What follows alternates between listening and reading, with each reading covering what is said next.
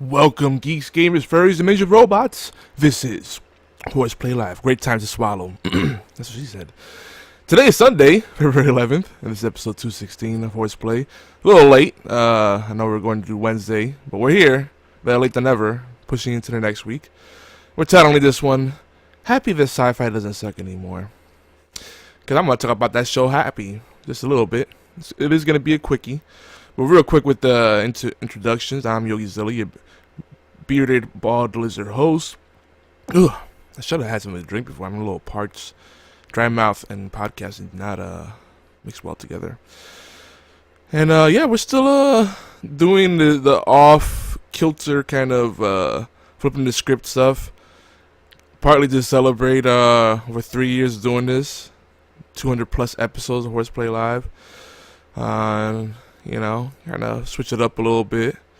And probably mostly because it's just been crazy. This past week just, for me personally, got away from me. Haven't heard much from the guys. That's part my fault too. I should really reach out more regularly. IT, it's a 24/7 job. It's funny because my kids are grown enough where they're working, most of them at least, and they have pretty good job when it comes to work-life balance. If you want work-life balance, don't get into IT or any kind of tech field. It doesn't matter really. And I consider a lot of things part of IT really. Programming, you know, is part of it. There's no real specialist jobs. You know what? You probably don't want them. You don't want to be the guy that the only thing he does is code, or the only thing he does is administer certain systems. Or all he does is take care of WMS or OMS or whatever, or the ERP. Yeah, it's good to get your hands a little bit of everything. But you do want to be specialized still, you know, but just not focus on one aspect. Yes, I am on early. I was planning to do this in the morning, but this weekend has just been a blur too. I haven't had much me time, so I'm hoping get another episode into the bank, and then get caught up on some last few errands and house stuff to do, you know, some chores and stuff. My better half is out of town, so I want to make sure we have the house in order before she gets here. Take care of the dishes, vacuum, sweep, etc. Most of that's been done. I did a shit ton of laundry, most of my own. I do think I have a lot of clothes, but man, that hurts when you have to clean all of that. Yeah. Quite a few loads. And I don't do the quick wash thing. Unless you have a really good wash machine, quick wash is pretty pointless. It doesn't give the clothes that fresh feeling, you know.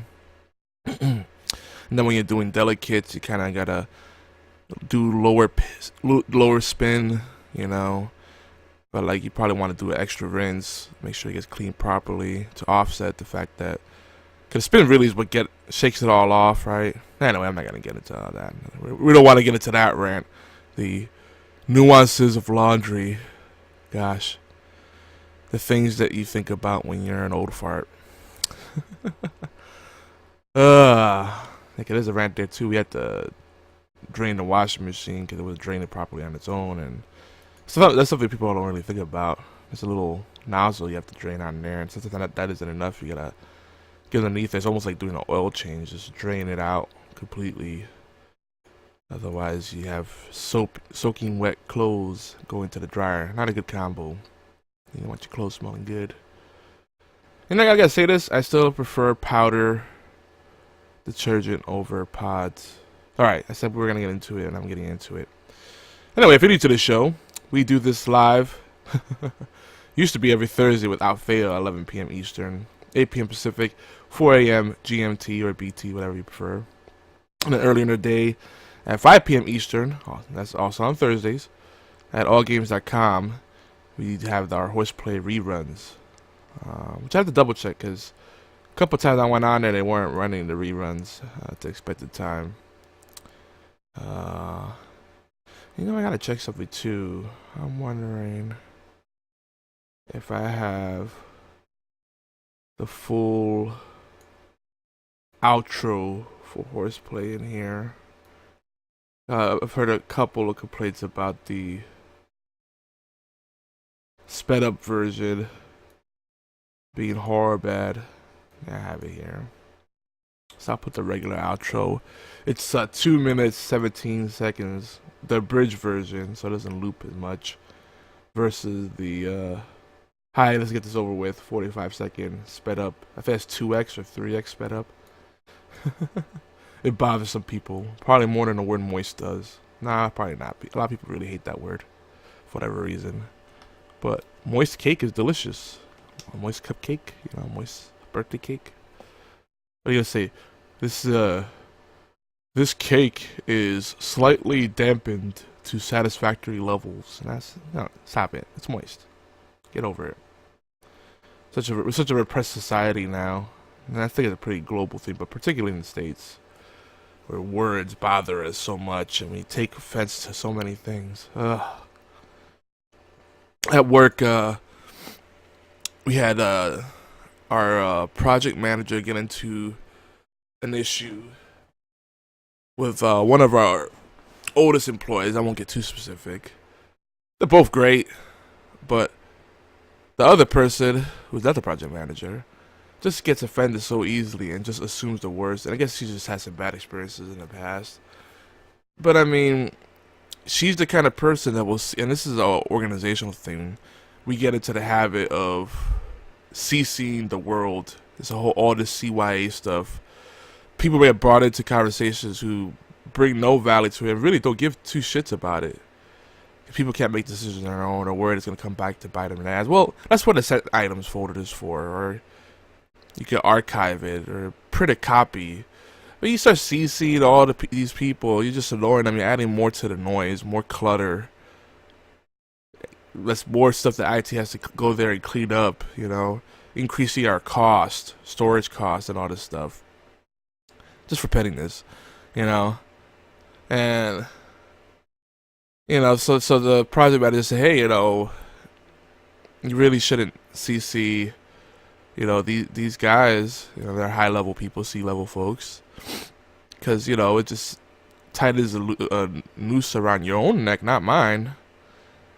And of course, you know, that was taken as a racist comment, instead of just quite literally just realizing it's just a metaphor, a harmless metaphor that just means don't shoot yourself in the foot.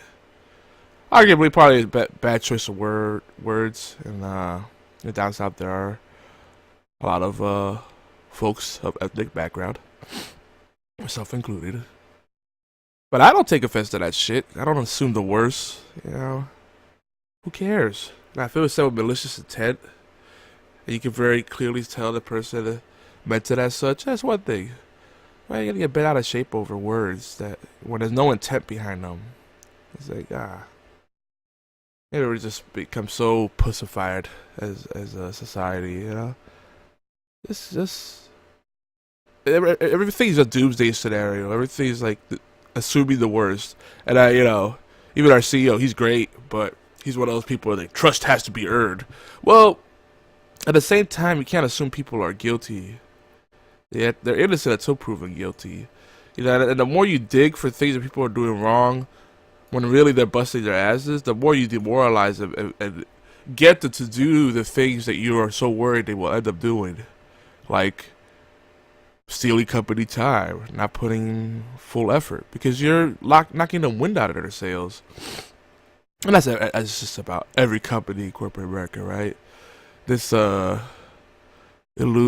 dream people have of working at a company where all their efforts are seen and they're appreciated and there's work-life balance. Those kind of companies you could probably count on one hand. There's always something in it be wrong, and that's a work in progress, really. It was funny because, you know, our company just, you know, all the senior leadership, I got myself included, we read the Dream Manager book, discussed it a bit.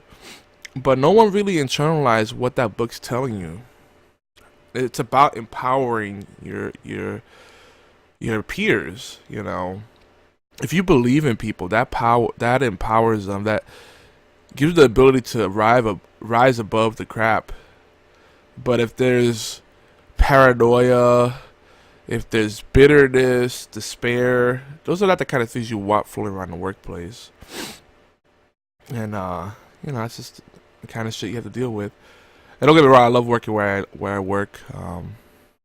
But you know, there's opportunities for sure. It's just funny that the amount of stuff that we consume ourselves with, our time with, is just a lot. Most of it's just petty. It's like reporting and meetings. A lot of it doesn't drive value. It's just going through the motions. You know, I say, geez, if we cut out like even 20% of our reporting and meetings, maybe consolidate and restructure what some of those things look like, we'd be so much more productive, you know. A lot of it's just appeasing egos. It's funny because our CEO always tells me, you know, this is in this industry. There's no egos. You gotta just everybody has to get their hands dirty. You know, no one's better than another. We're all in this shit together, so to speak. Not those weren't his words. I'm paraphrasing, and it's true. But there are egos. You know, there's people that want to be kept on a message just so they can feel like they're involved and they have visibility into everything.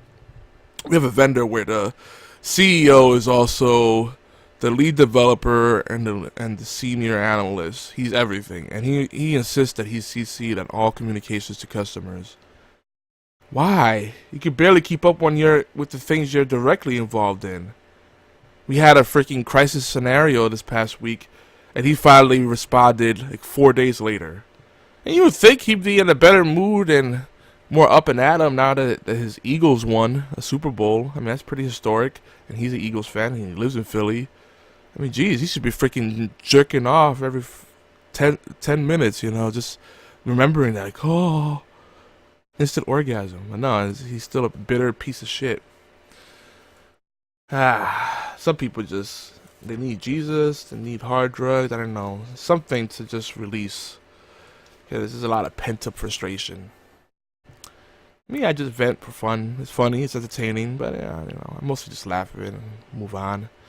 You let that stuff marinate and it just consumes you. What's the point? You're just hurting yourself in the process, right? Pick and choose your battles, people. That's the moral of the story. Out of all that, all those tangents. So anywho, I don't know how I got there, but some housekeeping. This whole thing about doing the show on Wednesday nights, I think we're gonna start doing that. So that way, if we miss Wednesday, the next one will be Thursday. And then we're not going to the weekend, you know. And yeah, and then it's Hump Day, so I think it fits into the whole shenanigans of this program. So, meanwhile, back at the ranch, let's talk about some IRL stuff. This is gonna be what we're gonna be doing today. I don't think we should go into any real news. But you know, it is tax season, so that's a lot of people have that in mind. Of course, you know, my kids are still growing up, so you know, the moment they get the W-2s, all of a sudden they're texting and coming by more often. Oh, are you busy now? I know what that's leading to. Can you help with my taxes? Like, you know, kids need something. They're super attentive and they butter you up, right? You ask them to do something, and then it's like, well, what happened was, like, yeah, in a second, you know. But they expect you to be available right away. I like that. I love my kids, but it's like, wow, it's a bit of a double standard. You know, I have a life too. I'm not just this old person that is there to do whatever you want. Well, and a lot of that is also their mother. I love my wife, but she spoils them so much that she's just ready to drop everything at any time there's a request. And you can't do that. There's got to be boundaries, you know. You got to set some. There needs to be some space, some me time. Because otherwise, there's nothing else. You burn yourself out, and there's nothing else left to give. You know, it's got to be fair and balanced. But yeah, tax season. It's you're either of the group of people that's scared to look at what the numbers look like because you think you're gonna end up owing. This was like every other small business owner, right? Or you're excited, you want to get it done right away because you think you're gonna get a lot of money back, you know. So a part of that, you know, the tax break just came through. I got this very complicated insert with my pay stub because apparently our payroll folks didn't get the notification in time, so they didn't get to do the deduction in time. Most people saw it a couple of 2 or 3 weeks ago. I just saw my past check, and we get paid weekly, so that's pretty nice. So I actually, and I haven't heard anyone else talking about it, but I actually had less in my check. Not a huge amount less, but enough where I'm like, huh. I was expecting I was expecting a 3-digit boost in my weekly check. That's what I was thinking. I don't want to get too specific, otherwise like you start calculating, well, how much is he making? And it definitely was not that. So supposedly next week's check will be the normal check. I'm scared because that we got that tax break, right? That's trickling down to employers, and they say it's more significant for hourly than salaried. So I guess it's not gonna be big for me. But then also, healthcare has increased massively. It's about a 28 to 34% increase across the board. That's massive. There are people right now doing the whole family thing, and they're on the family plans, and they're paying upwards of $1,500, $1,800, $2,400 a month in healthcare. All right. So let's think about this. When someone who's considered to be doing better than the average person might be bringing home $2,000 a month after taxes. All right. That's considered better than average.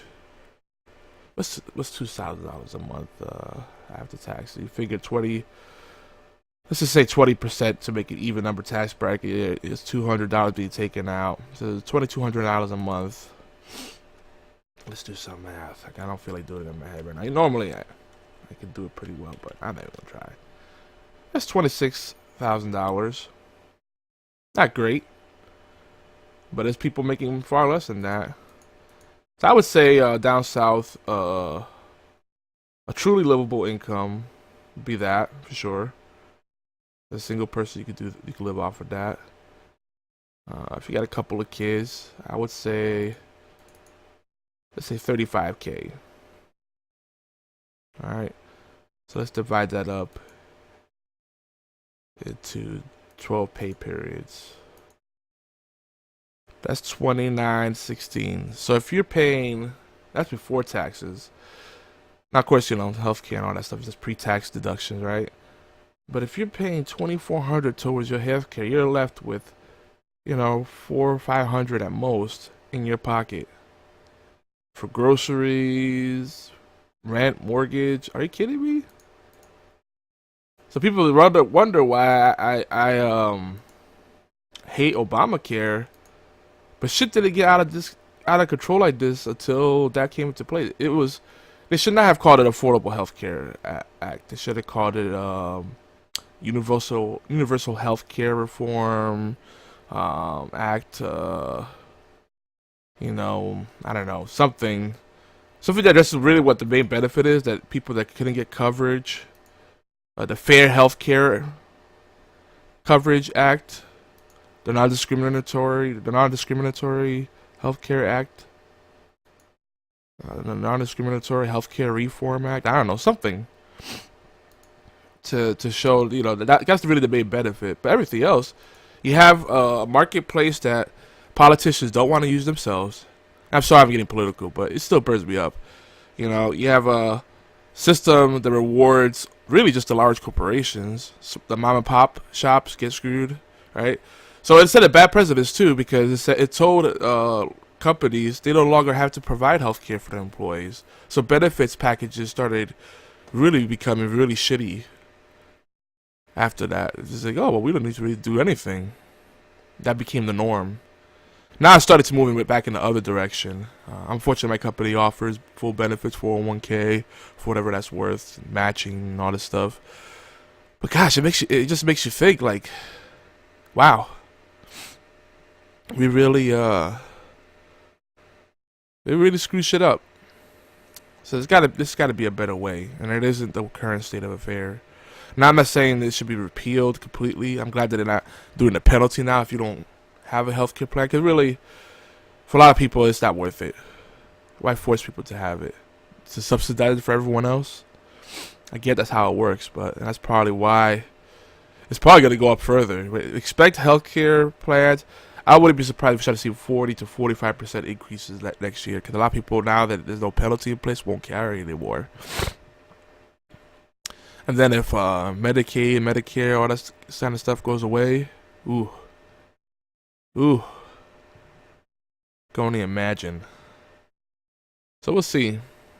We'll see what happens, but yeah. So the tax break for me, I'm not sure. I almost want to just take a look at it again. Kind of look at what the numbers were at for me. When I looked at them, I was like, ooh.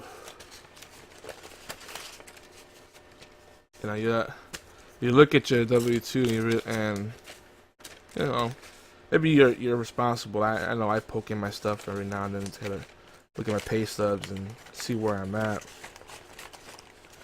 But it doesn't really click until you see those big numbers, right?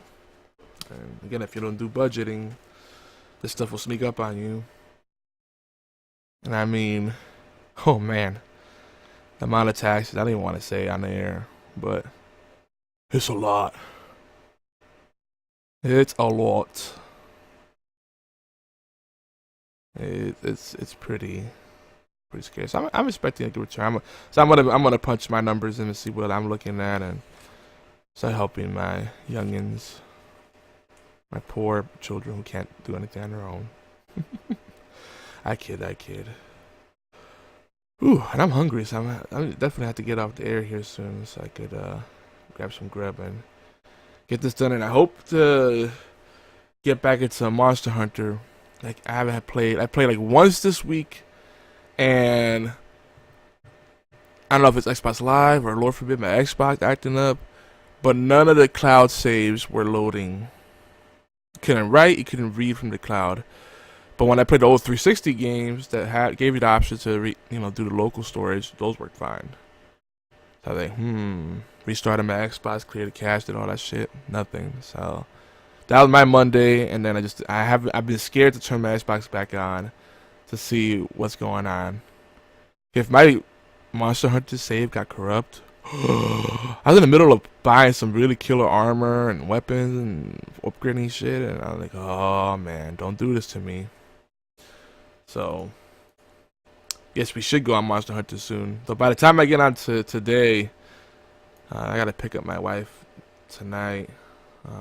Probably be getting on right before then. I gotta see how the day pans out. Maybe I'll try to get on early, but I gotta knock some more shit out. I gotta shave because I'm looking pretty grizzly. The gone are the days where I shaved every other day. That's too much work. I mean, once a week. And if I miss a week or two, it starts getting a little rough. Ugh, so much to do still. Adulting's hard, guys. Trust me. You'll see. That's why I love, we still have, we're not completely empty nest yet. So the ones that still remain or linger about, they don't know how hard it is because they have like this distorted view of reality. It's like, oh, we help out with some of the bills and chores. Oh, yeah. Some of it, a very small fraction. Wait till you have to take that whole responsibility onto your own. They're complaining now. Oh, hold on. I did the dishes yesterday. Oh, well, I helped out with the electric bill. Yeah. Try a mortgage. Try paying a hefty rent. Try paying at the top of that all the utility bills. And there's other things. There's other bills: water, garbage disposal, internet. Oh, just you wait. All the hidden costs of just keeping a roof over your head. Then car payments or transportation costs, depending on what route you go. Is it bad? Is it mean that I can't wait for that reality train to crash into some of my kids? I keep telling them, and I'm a broken record. That's the time I better have doesn't back me up, and it's like, oh, it's just being negative. They'll be fine. It's like, yeah, because you're gonna keep trying to bail them out. They got to cut off the umbilical cord at some point. That's what toughens you up and teaches you responsibility. As long as you have a safety net, you never truly mature. And I haven't had that safety net for decades. But I mean, I guess my life was different. I wasn't the favorite child. I had to really find my own way. I'm not saying I had as hard as some people did, but I had to learn early on. I was working already, you know, elementary school, high school. I was already working, trying to learn the value of a dollar, and I'm glad I got to do that. So I got a leg up on a lot of people. I still made mistakes, of course, you know. There's no way to learn other than going through shit yourself. I mean, people give you advice, but you don't really know until you really know. I get it. Experience is the best teacher. And yes, it costs a bomb. You have to start giving some organs away and shit. So monster hunting, definitely not on the agenda. But I want to talk real quick before I wrap up about SyFy. SyFy, I would say, has redeemed themselves. For a little while, they didn't really have good programming. They had a couple of shows here and there that really carried them. You know, like Warehouse 13, phenomenal. Oh God, what else was running alongside that was significant? I can't even think now. Warehouse 13. Allison Scagliotta seems to come back on some show. I need to bring back Warehouse 13. What a hottie. But now they got Dark Matter, Killjoys, which just finished, Happy, which just wrapped up. Which I don't know if it's gonna be a miniseries. At first I thought it was gonna be a miniseries, and I said, but this has potential to keep going. And the way they ended it, I don't want to spoil too much. I feel there's gonna be more coming, so that's exciting. The Magicians, oh, so good.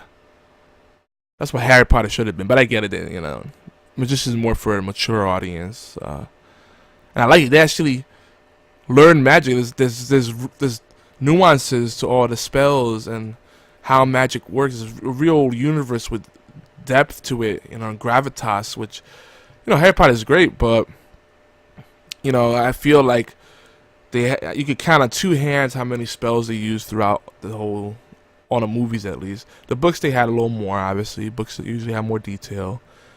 It's just frustrating. It's like, yeah. Harry Potter never really became a great wizard, I feel like, you know. It was always him relying on his friends. It's Luke Skywalker all over again, though that's debatable, right? I think towards the end Luke came into his own, but basically he relied on his friend, and he was kind of a bumbling idiot for a lot of time. Certainly not his dad. He's no Anakin, but so Dan, you know, he got his skills. Let's just say the same about Harry Potter too, right? So it is pretty much a very similar plot development / character development there. You know, and some people say Quentin Coldwater is kind of similar. He's a bumbling idiot. He's also a crybaby. He's kind of annoying. But he actually starts learning magic, and he's actually pretty damn useful, and he's smart. Now, his crybaby moment, yeah, that makes him a hard pill to swallow. But I think he's grown a lot as a character, and you know, he's definitely one of my favorites. And it's so every character in that universe in the Magicians has something to offer. But God, what? That's a heavy show, because it's like the fucked up shit that happens. Like, oh my God, just when you think it can't get any worse. But then they put little bits of humor here and there to lighten it up. So really good pacing, good balance of the lighthearted and heavy stuff, you know. Magician's just so good. And there's other shows. I haven't caught this yet, but Channel Zero is promising to be better than, what is it, the Black Mirror or American Horror Story, stuff like that. The horror anthologies, as they call them. Twilight Zone, if you want to go further back. Tales from the Dark Side, Tales from the Crypt. So I'm really curious to see how it looks. Cause the little teasers they've shown, commercials they've had, look very, very promising. But Happy, it's pleasant surprise. Now, mind you, only about 8 episodes. Was it 8 episodes? Very bingeable. It was around only 8, maybe 10 episodes in the whole season. It's got that guy that always plays a cop, I feel like. I forget his name. I think something Richie. I don't even feel like looking it up right now. Maybe I should. Let's see, Happy Cast. What is his name? That's not showing him. Okay, it's giving me a mixed. This is the wrong thing. Let's see. Oh, they have a season 2 premiere coming this year? December 6th? When's season 2 slated for? So it looks like it's definitely happening. I don't know if it's in production now. Alright, what is... No, Richie Costa with the other guy. Christopher Maloney. That's him. That's his name. Now that I look at it, I'm like, okay, yeah. Yeah, that I can recall, he always plays a, also has Patton Oswalt as the voice of the imaginary friend. And Christopher Maloney's character is a lot more gruffy here. I'm trying to think, what's Christopher Maloney's main... Law and Order Special Victims Unit, SVU. There you go. I always forget which of those crime shows he's really well known for. I like him a lot. I mean, he's typecasted because he just kind of has that tough guy face, but he's a good guy. Yo, shit, I didn't know this. Oh, no, I read it wrong. For a second, I thought he was Canadian. Let's see. This is what IMDb says about him. Blessed with a piercing blue-eyed glint, brawny looks, cocky tough guy stance, and effortless charisma. TV's Christopher Maloney has grabbed audience's attention, male and female alike, finding breakthrough small screen stardom, playing both sides of the law. Yeah, he has played a bad guy. I can't think of it though. I always think of him as the good guy. But yeah, I'd agree with that assessment. What else has he been in? It's worth Surviving Jack. Have I seen that show? I don't know. I think I even heard about it. Rhythm is a Dancer. Okay, now I'm curious about it. One of the episodes is named after one of my favorite songs from the 90s. He also did some voiceover work in Call of Duty Black Ops 3. Which might be the best of recent years. The World War II was good. I like that they made it so that people didn't get dominating leads. It was a lot closer. But some people hate that. Like, how can I show how good I am if I can't get, a 53-3, score in a game? Jesus. I'm happy if I get like a 10-7. It's still a positive kill death ratio, Anyway, Happy is really good, and it shows me that the SyFy is really pushing the envelope. The past few years, like, I guess cable as a whole has been doing this, but to see this on SyFy, like all the nudity and sexual innuendo, and they say shit a lot now. I think fuck's allowed now, which shouldn't be surprising, but like SyFy was a little bit more on the conservative side of cable TV. I think they bleep it out a lot of the stuff when they're live, but if you watch it on the app, it's completely boom.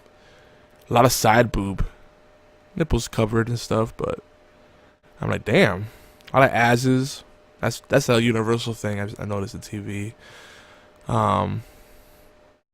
But I guess, maybe you should wonder if it's more a SyFy thing to bring back the viewership, or if it just shows where cable's at, where it's just desperately trying to get people to keep their subscriptions, because it's really overpriced.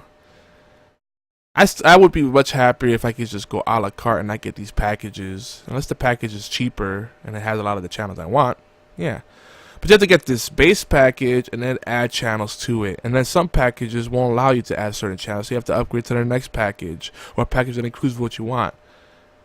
There's only a few channels I really would want, Definitely SyFy, BBC, AMC, for sure.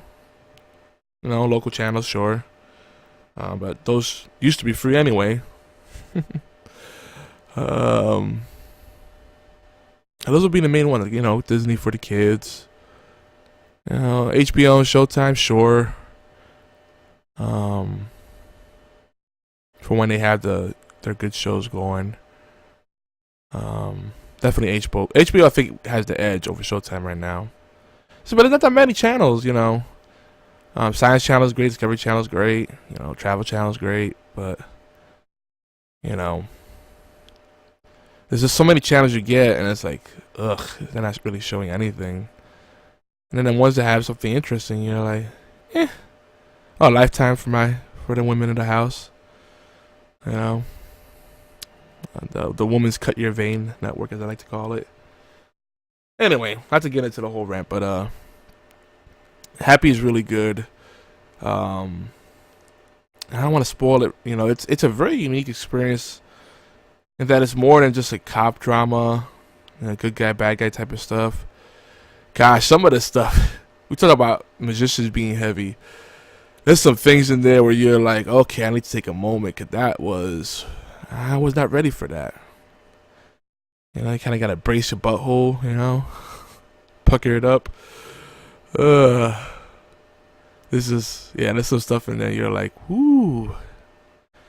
There's stuff involving a lot of emotional triggers, like stuff involving like stuff that happens to kids, you know, child trafficking, for example. You know, domestic violence.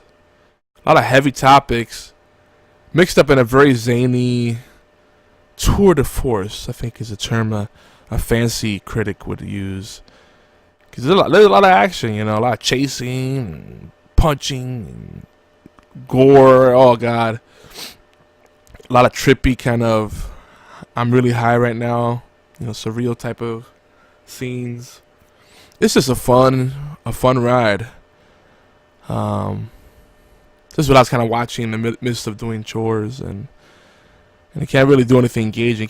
That's the thing about video games. It's like, particularly on an online side, you can't really get into something like that while you're trying to do stuff around the house, because then you gotta constantly get up, and it ruins the flow. Like, to me, gaming has to be something where you have dedicated time. Do not bother me. The door to the gate to the man cave, the man kingdom, is being closed. Do not attempt to gain access or try to get my attention. That's it. I just want to escape completely, you know. With TV, I can still, you know, I don't fully dive in. I might multitask. I guess that's kind of the difference, you know. Though there were times when I'm just kind of just in there, in that world, like, oh. And then the whole thing they do with the imaginary friends, it's not just a gimmick. It actually is fun. And there's more to it. They establish some rules. There's more to it. There's sort of magic involved. So, like, this show starts off very grounded, but he starts seeing things that can only be explained by drug-induced euphoria, or there's some other shit going on. And again, without giving away too much, there's a whole thing set up early on about this password. That if you get this password, it's a game changer. You become a force to reckon with. So I'm like, interesting. And you still don't get full answers. So this is how I knew there was gonna be a second season. Towards it, you know, the last episode, you're like, all right, well, that was resolved, but it's still this guy floating around. This guy is still alive, so he could come back. What's up with the password? How come this baddie could do that thing? You know. So it's not quite a supernatural show, but there's definitely some trace in there, some fantasy type stuff going on. Because multiple people could see the same imaginary friend. And imaginary friends could interact with the physical world to a degree. So that makes for some interesting things. Really cool show. It's basically about on one side there's a lot of tropes in there, and it makes fun of itself. It's very tongue in cheek because Christopher Maloney being the typecasted character he is, typecasted actor rather. They poke fun about how he's always got this glint in his eyes, and he's kind of a brooding type. And he talks really rough like this. But it works. You start rooting for him. But he's a down on his luck cop who spent the last 8 to 10 years, it seems like, just taking on odd jobs, and eventually he becomes a hitman. So that's interesting. And you get little glimpses of into his old life, who he used to be, and it's a big contrast. But he's always had this kind of jaded look in the world, like there are no happy endings, there is no good luck, and who would want to bring innocent life into this world in this current state of affair, which is a pretty that's a theme we see a lot in the modern world. That is belief that people more and more are succumbing to. That this is not a world worth bringing new life into. So people are not only don't want to get married, but they don't want to have kids. So we're actually below the restoration point, where we actually are bringing in. There's more kids being born than people dying. It's interesting. More people are dying than babies coming into this world. That's so I like how this show deals with some themes I think are very important in modern day. And surprisingly, throughout all the darkness, there's hope, there's happy endings. And it's done, as zany as it is, there's some things that are very well grounded. And then there's some romantic things going on too. And of course, TNA, can't go wrong with that. I have no problem with that. I'm a Christian, but I'm not freaking act like I don't still have eyes. I'm not gonna lie to myself. Eye candy's fun. So that's my secular pursuit. So yeah, watch Happy. I think you'll be pleasantly surprised if it hasn't been on your radar. And you want something different. You like some good action. You don't mind gore. You don't have a weak stomach. Got a good mix of comedy, comedy, action, TNA. Yeah. Little touches of fantasy. Definitely, part of the way it's shot also makes me think of what's that cult classic that people always refer back to? It's one of the movies that if you don't remember it very well or never watched it, you're kind of annoyed by people that are really into it. The bowling movie. Oh God, I can't think of it now. Or Fear and Loathing in Las Vegas. Kind of like that. It's a very trippy feast for the senses, so to speak. I would compare it to that. Though not in content, but in the cinematography, we'll say. There we go. And with that, let me head out of here before we get too close to the hour mark. Got shit ton of adulting left to do today before I can actually enjoy my weekend. But love you all, and again, we'll try to be back on Wednesday and Thursday and make that a steady thing. So, and probably earlier, if not 11 p.m., 10 p.m. I think, maybe even 9:30. We'll see how everything plays out. But I've been Yogizilla. You can catch me at Yogizilla on Twitter, Yogizilla on Expanse Live, network at Geekantics on Twitter. You have a Geekantics social club by Expanse Live. You have the Facebook groups, the Facebook page, of course. Go to geekantics.net/Discord to join our chat server and be part of our day-to-day shenanigans. Lots of different stuff being shared there, including some interesting things on our NSFW chat room. Geekantics.net/podcast for our podcast feed. lots of stuff on that website, including some blog posts. Haven't been keeping up with that as much. People don't read and write as much anymore. Sad. So hard to find writers that will contribute. I guess it's the basis, or at least allow us to syndicate some of their content. So we'll see if some people step up. Lately, we've been posting like once every several months. It's not good. So hopefully we can change that this year. But I'm out of here. And full outro for those of you that got tired of the super sped up one. But don't get used to it. All right. This is just a little treat for those that I mentioned that they didn't like the maybe the ears bleed or whatever. All right, guys. Peace.